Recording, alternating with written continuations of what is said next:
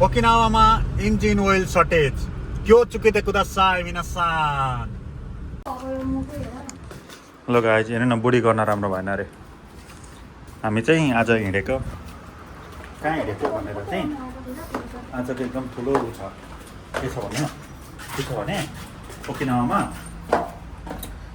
गाडीको engine ओइलको shortage हुँदैछ होइन भइसक्यो। त्यही भएर हामी चाहिँ मेरो गाडीको लागि इन्जिन ओइल किन्न जानु लागेको। इन्जिन ओइल किनेर लिएर आउँछौँ। यहाँ पोस्ट बक्समा राखिदिउँ न भनेर इन्जिन ओइल किनेर लिएर आउँछौँ। तपाईँहरूलाई म यस विषयमा थप जानकारी आजको भिडियोमा दिँदै जान्छु।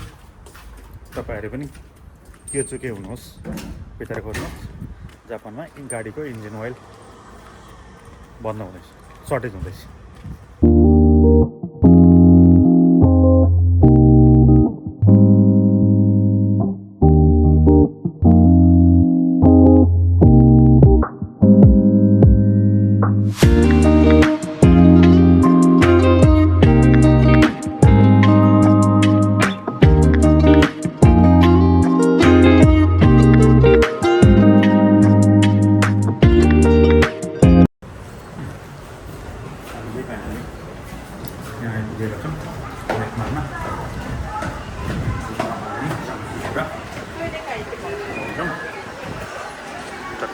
छिर्यौँ हामी।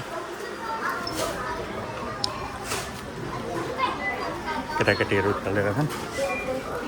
यो चाहिँ मेकमान हो।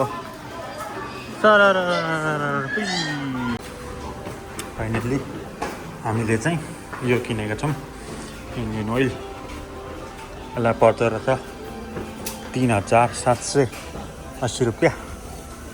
किन्नु होला सबैजनाले। हामीले चाहिँ आज मोबिल किनेर आयौँ गाडीको लागि। अहिले के छ भने यो अस्तिको इरान र अमेरिकाको युद्धले गर्दाखेरि त्यसको असर चाहिँ बिस्तारै बिस्तारै अब देखिँदै गइरहेको छ। म पनि एउटा गाडीकै खैसामा काम गर्छु।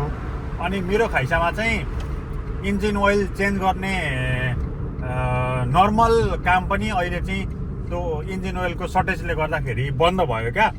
अब कसैले इन्जिन ओइल चेन्ज गर्ने भनेर मेरो कम्पनीमा गाडीहरू कसैले हाल्न खोज्यो भने गोमेन्नासाई भन्ने अवस्था आइसक्यो। त्यही भएर चाहिँ मैले अहिले मेकमानमा गएर मेरो अब यहाँदेखि उताको एकचोटिको इन्जिन ओइलको लागि चाहिँ मैले जुम्मी गरेर तेल किनेर इन्जिन ओइल किनेर लिएर आएँ। तपाईँहरू पनि गाडी कुदाउने को हुनुहुन्छ तपाईँहरूलाई थाहा छैन होला यो कुराहरू। हाम्रो चाहिँ खैसामै अब इन्जिन ओइल आउन बन्द भएको कारणले गर्दाखेरि चाहिँ मलाई थाहा भयो। त्यही भएर तपाईँहरू पनि गाडी कुदाउनुहुन्छ, गाडीको इन्जिन ओइल चेन्ज गर्ने बेला भएको छ, गाडीको मोबिल फिल्टर चेन्ज गर्ने बेला भएको छ भने यहाँदेखि अब कहिलेसम्म असर हुन्छ त्यो त थाहा छैन, कहिलेदेखि आउँछ त्यो पनि थाहा छैन। एकचोटिको लागि तपाईँहरूले इन्जिन ओइल र इन्जिन फिल्टर चाहिँ तपाईँहरूले जुम्मी गर्नु होला, नत्र भने अबर परिन्छ। अब engine oil engine filter change नगरी गाडी कुदाउने कुरा पनि भएन।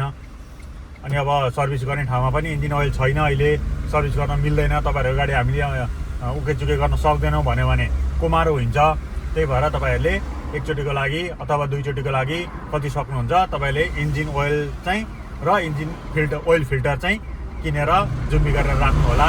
त्यति गर्नुभयो भने सामान मसँग छ, काम मात्रै गरिदिनु भन्दा त्यति चाहिँ गरिदिन्छन्। तर फिल्टर चेन्ज पनि खैसामै गर्ने, फिल्टर मोबिल चेन्ज पनि खैसामै गर्ने भन्दाखेरि चाहिँ अहिले चाहिँ धेरै ठाउँहरू चाहिँ धेरै कोजोहरू चाहिँ फिल्टर र ओइल नभएको कारणले गर्दाखेरि गाडीहरू लिन असमर्थ भएको कुराहरू छ, बाहिर आइरहेको छ। त्यही भएर यो कुरामा तपाईँहरू एकदम केचुके हुनुहोला। धन्यवाद तपाईँहरूलाई। मेरो भिडियो अन्तिमसम्म हेरिदिनु भएकोमा धेरै धेरै धन्यवाद। जाँदै यस्तै इन्फर्मेटिभ भिडियोहरूको लागि चाहिँ मलाई हौसला दिन चाहनुहुन्छ भने च्यानललाई लाइक, सब्सक्राइब अनि कमेन्ट गर्न नबिर्सिनु होला। By by.